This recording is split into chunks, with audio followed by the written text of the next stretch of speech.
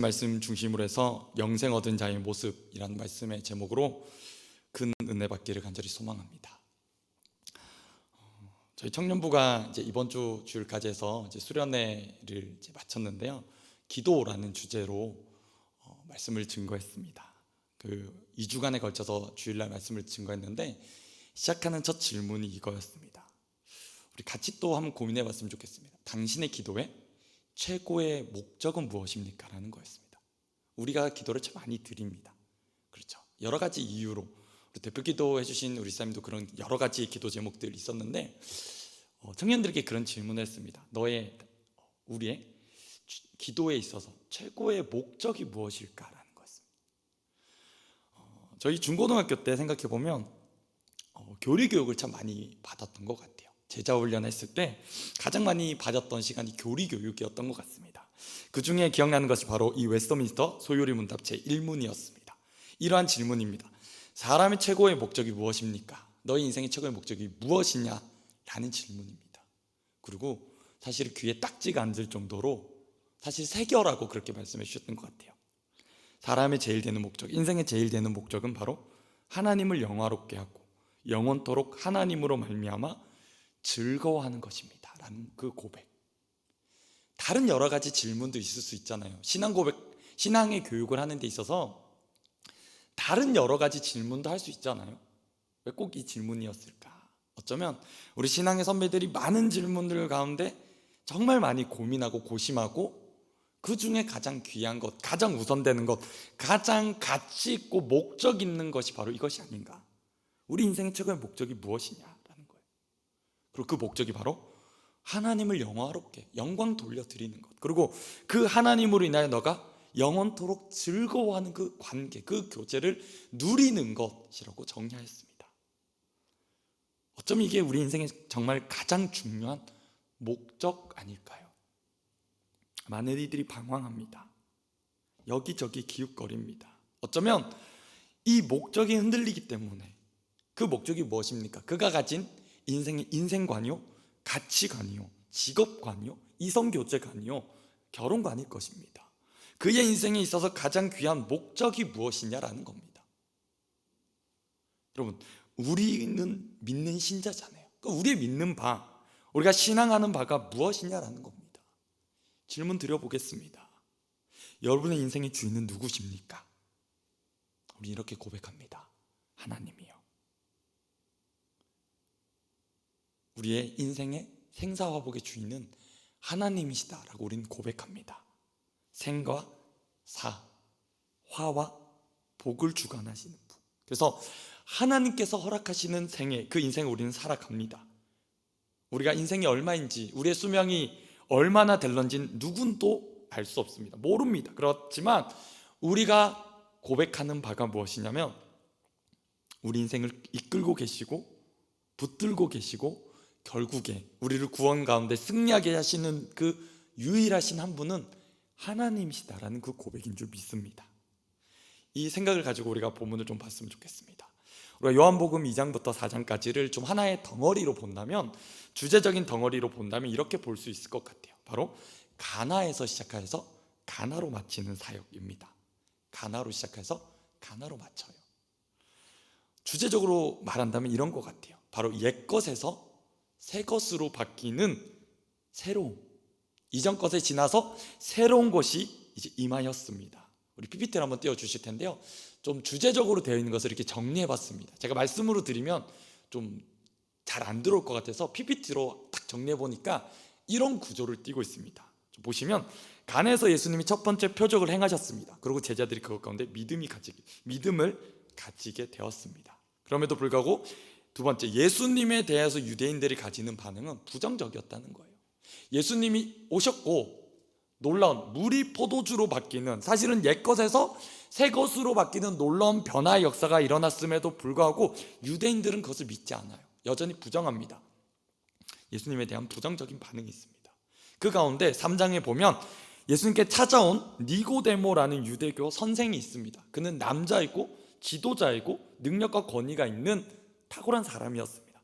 그가 예수님께 밤에 몰래 찾아왔죠. 그리고 그것과 대조되는 이후의 장면에 보시면 이제 4장부터 보시면 예수님이 사마리아 여인에게 찾아가셨습니다. 낮에 찾아가셨고 아무도 찾지 않는, 사실은 누구에게도 인정받을 수 없는 아주 밑바닥에 있는 그 여인에게 예수님이 친히 찾아가시는 것을 보게 됩니다. 그러면서 사실은 유대인들의 입장에서 봤을 때는 전혀 상종할 가치도 없는, 전혀 구원에서 배제되어서 구원받을 만한 아무런 인간적인 조건도 없다라고 여겼던 그 사마리아인들이 예수님을 만나고 예수님을 믿기 시작하는 그 놀라운 역전의 반응이 일어나는 걸 보게 됩니다. 그리고 4장의 말미에는 예수님의 두 번째 표적, 요한복음에서 드러나는 예수님의 두 번째 표적 가운데 온 가족이 예수를 믿는 놀라운 역사가 일어납니다. 그 중심에 오늘 우리가 보는 본문이 있습니다. 뭡니까? 바로 세례 요한의 증언과 증거라는 겁니다. 옛것에서 새 것으로 바뀌고 있어요. 이전에 전혀 누려보지 못한, 이전에 전혀 경험해보지 못한 놀라운 하나님의 구원의 은혜가 시작되었습니다. 바로 예수 그리스도가, 하나님의 아들이신 예수 그리스도가 이 땅에 친히 구세주로 오신 겁니다. 그리고 요한은 그것을 증거하고 있습니다. 그럼 그 증거 가운데 우리가 너무나 잘 알고 지난 설교에 어쩌면 성경 전체의 주제이기도 하고 우리가 너무나 좋아하시는 그 말씀, 요한복음 3장 16절 말씀이요. 하나님이 세상을 이처럼 사랑하사 독생자를 주셨으니 이는 그를 믿는 자마다 멸망하지 않고 영생을 얻게 하려 하심이라 말씀하셨던 그 말씀이, 그렇죠, 죽을 수밖에 없는, 죄에 빠져서 뱀에 물려서 죄 아래 죽을 수밖에 없는, 그냥 두시면 죽을 수밖에 없는 그 인생 가운데 하나님의 목적과 하나님의 계획은 무엇입니까? 오히려 너희로 내가 영생을 얻게 하고 싶다, 영생을 주고 싶다. 말씀만 하신 것이 아니라 독생자를 주셔서 믿게 하셨습니다. 이유 있는, 하나님의 목적 있는 조치와 일하심이었습니다. 그렇다면 그 오신 예수 그리스도를 믿음을 통해 영생 얻은 자가 이제 어떻게 살 것이냐라는 겁니다. 여러분, 요한복음이 말하는 영생이 무엇입니까? 우리가 그냥 단지 알고 있는, 표면적으로 알고 있는 생명 연장에 죽지 않은 불사를 말하는 게 아니라, 그렇죠, 그냥 생물학적인 죽지 않는 그것을 말하는 것이 아니라, 요한복음은 그걸 말해요. 이제 너가 누구랑 관계를 맺게 되었느냐, 쉽게 말해 너가 누구 안에 있고 누가 너 안에 거하시냐라는 겁니다. 그래서 요한복음은 이렇게 말하죠. 예수 그리스도가 우리 안에 거하시고 우리가 예수 그리스도 안에 거하게 되는 것, 예수를 인하여 우리가 연합되어서 그 안에 접붙임 바 된 그 인생, 그래서 예수 그리스도께로 오는 그 풍성한 생명을 누리는 것을 영생이라고 말합니다. 그것이 세상이 줄 수도 없고 알 수도 없는 것. 그래서 요한복음 17장 3절에는 영생에 대해서 이렇게 말합니다. 영생은 곧 유일하신 참 하나님과 그가 보내신 자 예수 그리스도를 아는 것입니다 라고 말하고 있습니다. 유일하신 참 하나님, 우리에게 구원 주실 수 있는 유일하신 참 하나님과 그분이 우리의 그 구원을 이루시기 위하여 허물과 죄로 죽은, 멸망에 이를 수밖에 없는 죽어있는 우리를 구원으로 살리시기 위하여, 영생으로 살리시기 위하여 보내신 유일한 통로, 유일한 구원의 길, 예수 그리스도를 아는 것, 그게 영생이다. 우리가 어떻게 할 수 있습니까? 죽어 있는데, 눈이 감겨 있는데, 귀가 가려져 있는데 어떻게 알 수 있습니까? 은혜로 우리에게 믿음을 선물로 주셨다는 겁니다. 그래서 우리가 알게 되었습니다. 자, 그 은혜로, 그 놀라우신 은혜로 믿음을 갖게 된 우리라면, 그것을 경험한 증인이라면 너 이제 영생 얻었으니까 그 영생 얻은 자로서 우리가 어떤 삶의 모습과 태도를 보여야 되느냐, 우린 이미 영생을 얻은 자입니다. 믿으십니까? 얻었습니다. 이미 우리 안에 영생은 누려지고 있고, 예수 그리스도의 그 관계 가운데 우리가 하나님을 아바 아버지라고 부를 수 있다면 우리는 이미 예수 그리스도 안에서 영생을 얻고 있는 자입니다. 그리고 멸망받지 않을 것에 대한 확신이 있는 자들입니다. 그러면 우리가 어떻게 살아가야 됩니까?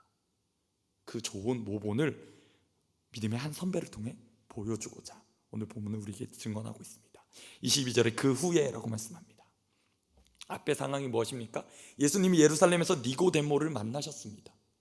그리고 다시 예루살렘에서 나오셔서 정확하게 어딘지는 말씀하지 않습니다. 유대 지경 변두리 마을로 물러나신 것으로 보입니다. 정확히 어디인지 모르지만 요단강 근처 평야이거나 아니면 여리고성 가까운 근처의 지경일 것입니다. 예수님이 오셨습니다. 그리고 예수님의 제자들을 통하여서 예수님께서 베푸신다라고 말하는 그 세례가 베풀어지고 있습니다. 공교롭게도 세례 요한도 살렘 가까운 에논에서 세례를 베풀고 있었고 사람들이 와서 세례를 받았다고 증언하고 있습니다. 묘한 긴장감이 흐릅니다. 왜요? 요한도 세례를 베풀고 예수님도 세례를 베풀기 때문입니다. 공교롭게도 요한의 제자가 한 유대인과 더불어서 논쟁이 일어났습니다. 그 논쟁의 주제는 바로 정결 예식에 관한 것이었습니다. 정확하게 무슨 내용인지 우리가 알 수 없지만 적어도 그 결론이 무엇이냐면 요한의 제자가 마음이 상해서 돌아왔다는 겁니다. 스승께 돌아 이런 한탄을 합니다. 스승님 보십시오. 당신이 증언하시던 이가 세례를 베풉니다. 당신이 증거하시던 이입니다. 그리고 그가 세례를 베풉니다. 그리고 사람들이 다 그에게 갑니다. 지금 자신의 스승인 세례 요한에게 온 제자가 하는 말이 뭡니까? 그가 예수님에 대해서 뭐라고 말합니까? 예수님, 예수라고 말하지 않습니다. 스승님이 증언하시던 이라고 말하고 있습니다. 아마도 이 제자의 마음은 불편했던 것 같습니다. 왜냐하면 자기가 보기에 지금 자신의 스승의 자존심이, 명예가 꺾이기 때문입니다. 그렇죠. 이 제자의 마음은 불편합니다. 그리고 그 불편한 마음이 바로 예수님을 향해 깎아내리고자 하는 말로 표현되고 있습니다. 사실 이전에도 세례 요한은 예수님에 대해서 증언하였습니다. 1장 19절에서 28절을 보면 세례 요한은 여전히 예수 그리스도가 메시아이심을 증언했었습니다. 그리고 여전히 증언하고 있습니다. 어느 순간인가 이 제자가 보기에는 그것이 불편한 현실로 다가왔습니다. 왜일까요? 왜냐하면 예수님도 세례 요한에게 세례를 받았거든요. 이 제자의 눈에 보기에는, 그의 시선에 보기에는 그래도 예수는 우리 스승 요한께 빚진 자인데 우리 감사해야 되는데, 야 적어도 상도덕이 있다면 옆에선 안 해야 되는 거 아니야? 네, 이 제자의 눈에 봤을 때 오늘날 우리의 눈으로 본다면 그럴 겁니다. 원조 맛집 옆에, 바로 옆에 원조 맛집이라고 차린 겁니다. 맛있는 맛집 옆에 그 원조의 격을 떨어뜨리기 위해 경쟁자로 붙어 있는 겁니다. 제자 마음이 어떨까요? 또 이해가 되지 않습니까? 자기 스승, 자기가 그렇게 따랐던 스승인데 야 어떻게 저럴 수 있냐, 억울할 수 있고 불평이 있을 수 있고 불만의 마음으로 비난할 수 있습니다. 목회자 입장에서 한번 생각해 봤습니다. 저의 시선에서 생각해 봤습니다. 이런 것 같아요. 교회가 분립개척을 한 거예요.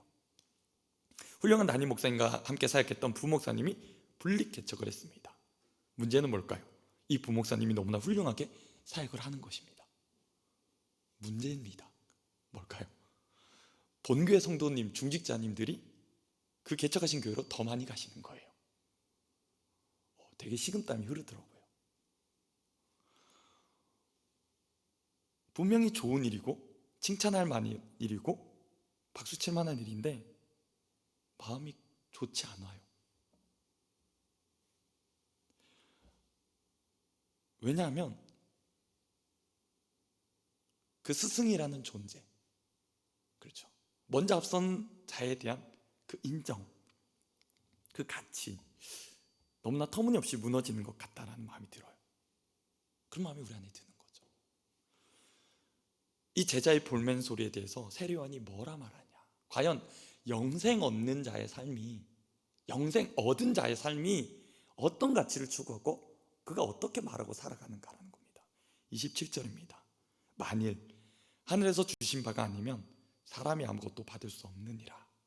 다시 한번 읽어드릴게요. 만일 하늘에서 주신 바가 아니면 사람이 아무것도 받을 수 없느니라. 여러분, 제자의 입장에서 이 스승의 얘기를 들으면 황당할 겁니다. 그렇지 않을까요? 너무나 터무니없는 얘기 아닙니까? 아니, 지금 우리 스승 세례 요한이, 여러분 한번 생각해 보십시오. 자기 인생을 걸고 따랐던 스승이거든요. 그렇잖아요. 그리고 그 스승의 모습을 봤을 때 그가 대충 사역하지 않았습니다. 여러분, 세례 요한이 사역을 어떻게 했을까요? 그는 목숨 걸고 했습니다. 그렇죠? 바른 말, 진리를 선포하기 위해서 그는 목숨 걸고 했던 사람입니다. 인간적인 어떤 술수나 간교한 방책이나 그런 방법을 쓰지 않았습니다. 스캔들 그런 거 없었습니다. 그가 하나님을 향해 불순한 동기로 목적으로 사역하지 않았던 것, 우린 누구보다 더 잘 알 겁니다. 정말 최선을 다해서 하나님 앞에 부끄럽지 않도록 또 진실한 마음으로 사역했습니다. 그럼에도 그가 그렇게 하나님의 뜻에 따라 최선을 다해 사역했는데 저 많은 사람들이 이제 저 예수께로 가는 이유가 무엇일까요? 그게 하나님의 뜻이라는 거예요. 하늘에서 주신 바라는 것, 그게 하나님의 계획과 목적과 뜻이다라는 겁니다. 그게 하나님이 일하고 계신 목적이다라는 겁니다. 여러분, 이해가 될까요? 이해가 안 되더라고요. 사실 말씀을 곰곰이 묵상하는데 사실 본문이 어렵다 이렇게 느껴지진 않았어요. 왜냐하면 우리에게 너무 익숙하고 자주 들었었던 본문일 수 있거든요. 근데 마음이 너무 불편한 거예요, 사실. 설교자 입장이 그런 것 같아요. 본문이 어려운 설교도 있지만 때로는 마음이 너무 어려웠습니다. 왜요? 사실 이 마음을 못 이기겠더라고요. 나는 여기서 자유하다? 오히려 전도사 때는 호기롭게 그렇게 설교했던 것 같아요. 정말 주님만 흥하셔야 됩니다. 근데 시간이 지나면 지날수록 어찌 된 게 이제는 이 본문이 너무 어렵습니다. 왜요? 질투가 나요. 불편해요. 왜 그래야 되죠, 주님? 나도 잘 되고 싶어요, 주님. 나도 인정받고 싶고 나도 잘 된다고 얘기 듣고 싶은데 그게 하늘의 뜻이래요. 그리고 세례 요한은 그걸 따라가요. 이 제자의 마음, 그 억울하고 어쩌면 답답한 그 마음에 요한이 이렇게 말합니다. 너희는 이미 내게 들어서 다 알고 있지 않냐. 세례 요한이 강조하는 게 뭐냐면 너희를 먼저 강조해요. 너희는 계속해서 듣지 않았냐. 내가 처음부터 지금까지 얘기했던 건 그거다. 뭐냐? 내가 메시아가 아니다. 내가 그리스도가 아니라 나는 그분에 앞서서 그분을 소개하는 사람이다. 나는 단지 그 일을 위해 부름받았고 보내심 받은 존재다라는 겁니다.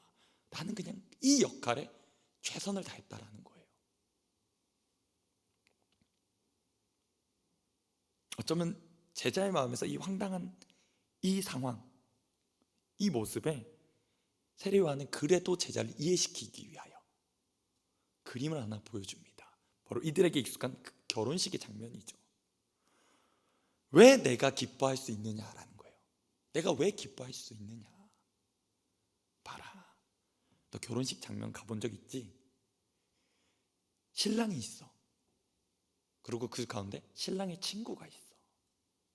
주인공은 누구냐면 신랑인 거야. 그리고 나는 지금까지 내 역할은 뭐냐면 그 신랑을 위한 친구의 역할이었다. 신부가 오기까지, 그 신부가 와서 신랑과 결혼하기까지 모든 뒤치다거리, 모든 뒤에 굳은 일은 다 해줍니다. 그리고 그 신랑의 기쁨이 나의 기쁨이라고 느끼는 거예요. 그것에 만족하는 겁니다. 너 그거 본 적 있지 않냐? 내가 그 역할, 처음부터 지금까지 내가 말했던 건 그거다라는 거예요. 이 세례 요한의 설명, 여러분 정말 그렇게 기뻐할 수 있는 이유가 무엇일까라는 거예요. 여러분, 이 세례 요한이 제자에게 줬던 이 설명을 곰곰이 묵상하면서 그런 좀 도전이 마음이 오더라고요. 보십시오. 친구이긴 하잖아요. 그런데 진짜 친밀함이 아닌, 진짜 친밀함의 관계가 아닌 형식상의 친구라면요, 기뻐할 수 없는 것 같아요. 그냥 맡겨진 일이니까, 내가 해야 될 일이니까 라고 그 일로서만 여겼다면 정말 기뻐할 수 없을 것 같아요. 세례 요한의 마음은 뭐냐면요, 정말 예수님과 친밀함을 누리고 있는 거예요. 정말 친한 거예요. 그래서 그의 마음은 진심인 겁니다. 여러분, 진심이 아니라면요, 결국 이익을 따지게 될 때 자신이 유리한 대로, 자신에게 유리한 대로 굽게 할 겁니다. 결국 굽은 마음이 될 겁니다. 그렇죠? 여러분, 묵상하는데 그 단어가 떠오르더라고요. 진심과 전심. 우린 진심이면 되지 않을까라고 생각을 해요. 네, 진심인데 가짜의 마음도 있는 것 같아요. 그리고 전심으로 그 마음만으로 채워졌으면 좋겠다라는 마음이 들더라고요. 그렇지 않으면 어떻게 될까요? 신랑은 기쁜데 친구는 안 기쁜 거예요. 신랑은 기뻐하는 그 결혼식에서 그 신부와 즐거워하는 그 장면 가운데 친구는 섭섭해할 수 있는 거예요. 그래서 그가 온전히 만족하고 기뻐할 수 있는 그 이유는 뭐냐면 신랑과 친해야 되는 거예요. 그렇지 않다면 그냥 일이 돼버립니다. 그러고 나서 섭섭함이 찾아올 겁니다. 신랑의 기쁨이야말로 그것이 나의 기쁨이다로 여길 수 있는 그 동질화, 동일한 마음, 전심의 마음, 그리고 거기에 온전한 진심의 마음, 바로 예수 그리스도의 기쁨이 그것이 나의 기쁨입니다.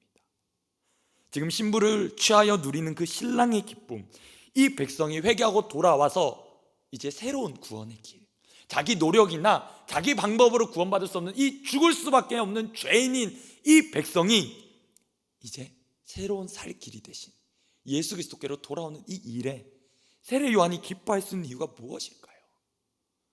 신랑과 같은 마음이기 때문에, 신랑의 그 기쁨이 나의 기쁨이라고 느끼기 때문에 그렇게 같이 즐거워할 수 있다는 것. 여러분, 구약의 많은 그림 중에 하나님께서 그 백성과 관계를 결혼의 비유로 말씀하신 것도 우리가 알고 있습니다. 이사야나 예레미야나 에스겔이나 호세아서에 나옵니다. 많은 장면에서 등장해요. 그리고 공교롭게도 구약의 마지막 선지자인 세례 요한이 그 그림을 통해 예수님을 소개해주고 있습니다. 나는 어쩌면 구약의 마지막으로 이제 진짜 신랑 되신 예수님이 오셨고 나는 그분의 정말 앞길을 준비하는 신랑의 들러리로서 나의 역할에 여기까지 최선을 다해 온 것입니다. 이제 새로운 것이 시작되었습니다. 진짜 신랑이 온 것입니다. 그 백성이 하나님의 백성으로 거룩한 신부로 결혼하여 회복되는 은혜가 이제 시작되었다는 것을 증언하고 있다는 겁니다. 그리고 그것에 세례 요한은 기뻐하고 있다는 겁니다. 여러분 어떻습니까? 저는 본문을 곰곰이 묵상하면서 한 인물이 또 떠오르더라고요. 우리가 사실 너무나 잘 아는 인물이고요. 제가 이제 금요기도회 때 찬양 인도를 이번 주에 하게 됐는데 첫 곡이 이 말씀을 근거로 가사로 쓴 찬양인데 사실 잘 모르는 곡이어서 계속 듣고 있거든요. 근데 놀라운 이 고백을 합니다. 빌립보서 3장 13절 14절의 고백입니다. 한번 띄워주실까요? 사도 바울이, 우리 믿음의 선진 사도 바울이 이런 고백을 합니다. 형제들아, 나는 아직 내가 잡은 줄로 여기지 아니하고 오직 한 일, 즉 뒤에 있는 것은 잊어버리고 앞에 있는 것을 잡으려고 표대를 향하여 그리스도 예수 안에서 하나님이 위에서 부르신 부름의 상을 위하여 달려가노라. 이렇게 얘기합니다. 어쩌면 세례 요한의 마음으로 그렇게 고백하는 믿음의 선진의 고백인 것 같아요. 보십시오. 내가 했던 그 일, 그 뒤에 있는 것은 잊어버린대요. 의지를 들여 잊어버린대요. 여러분, 사도 바울이 교회를 위해 한 일이 적은 일입니까? 아닙니다. 그가 그리스도를 위해 한 일이, 교회를 위해 한 일이 얼마나 크고 놀라운 일입니까? 근데 그거 의지를 들여 잊어버린대요. 과거에 내가 화려하게 살겠던 것, 내가 열심히 주를 위해 봉사했던 것, 그러니까 놀랍게 교회를 개척하고 세웠던 것, 교회를 부흥시켰던 그 일들 다 잊어버린대요. 그거 아무것도 아니래요. 그리고 뭐라 말합니까? 앞에 있는 것을 잡으려고 표대를 향하여 그리스도 예수 안에서 하나님이 위에서 부르신 상을 위하여 지금도 계속해서 달려간대요. 바울이 의지를 드리는 게 있습니다. 계속해서 의지를 드는 게 뭐냐면 과거 했던 그 일은 계속해서 잊어버린대요. 그리고 앞에 있는 그 일을 위해 나는 계속해서 달려가겠대요. 그게 어떻게 가능할까? 그럼 바울에게 뭐가 보였을까요? 분명히 그에게 안 보이는 건 그가 했던 일입니다. 그건 안 보이는 거예요. 그거 보이는 건 뭡니까? 하나님이 위에서 나를 부르신 그 부름의 상이 더 선명하게 보였던 겁니다. 그래서 달려갈 수 있는 거 아닐까요? 안 그러면 주저주저 하겠죠. 한 걸음 앞에 나아갔다면 뒤로 뒷걸음질로 두세 걸음 하지 않을까요? 여러분, 말씀 안에서 우리가 점검해야 될 게 뭘까요? 질문 드려봅니다. 여러분, 정말 그리스도 예수 안에서, 그리스도 예수 때문에, 그리스도 예수를 위하여 한결같은 마음인가 하는 겁니다. 이 질문이 스스로에게 들더라고요. 사역에 무뎌지는 이유도 뭘까? 또 사역에 무너지는 이유도 뭐고 사역에서 변질되는 이유도 뭘까? 라는 질문을 해보게 돼요. 그래서 참 어렵더라고요. 본문이 어려운 게 아니라 제 모습이 참 어렵더라고요. 세례 요한이 이렇게 자기를 인식하고 자기 정체성에 대한 고백할 수 있는 분명한 이유는 사실 이 말씀 말미에 나옵니다. 세례 요한은 예수 그리스도가 분명히 보였습니다. 선명하게 보였더라고요. 예수 그리스도가 어떠한 분인지 선명하게 보였습니다. 자신에 대해서, 자기가 한 사역에 대해서 뭐라 얘기하냐? 나는 땅에 속했고 땅의 것들만 얘기한 비천한 존재입니다라는 거예요. 그리고 비교도 안 되는, 감히 비교도 할 수 없는 위로부터 오신 분, 하나님께로부터 직접 오신 분, 그래서 그분이 직접 보고 드린 것을 증언하실 겁니다라는 거예요. 참 탁월하게 살겠는데 어쩌면 하늘과 땅만큼 차이 나는 저는 미천합니다라고 고백하는 거죠. 그리고 예수 그리스도의 분명한, 예수님께 대한 그 선명한 발견 가운데 하는 고백이 뭡니까? 저분은 하나님의 아들, 하나님이신 그분이 친히 육신을 입고 이 땅에 오신 우리의 유일한 구세주십니다라는 그 고백입니다. 여러분, 오늘 우리가 읽은 말씀 말미에 보면 충격적인 건요, 이거예요. 세례 요한이 그렇게 증언했어요. 근데 사람들이 믿지 않습니다. 안 믿어요. 예수님께서 친히 보고 들으신 것을 증언함에도 불구하고 사람들이 고집부립니다. 안 돌아옵니다. 불신합니다. 불신한 가운데 자신의 뜻을 꺾지 않습니다. 뱀에 물려 죽게 됐는데도, 보면 산다라고 말하는데도 보지 않는 그 완악한 고집을 부리고 있습니다. 그게 요한복음에 계속되는 말씀입니다. 근데 우리는 어때요? 저와 여러분은 어떻습니까? 그게 믿어진 거예요. 그게 확신되어진 거예요. 어떻게 해요? 은혜로요. 은혜로 믿어진 거 아닙니까?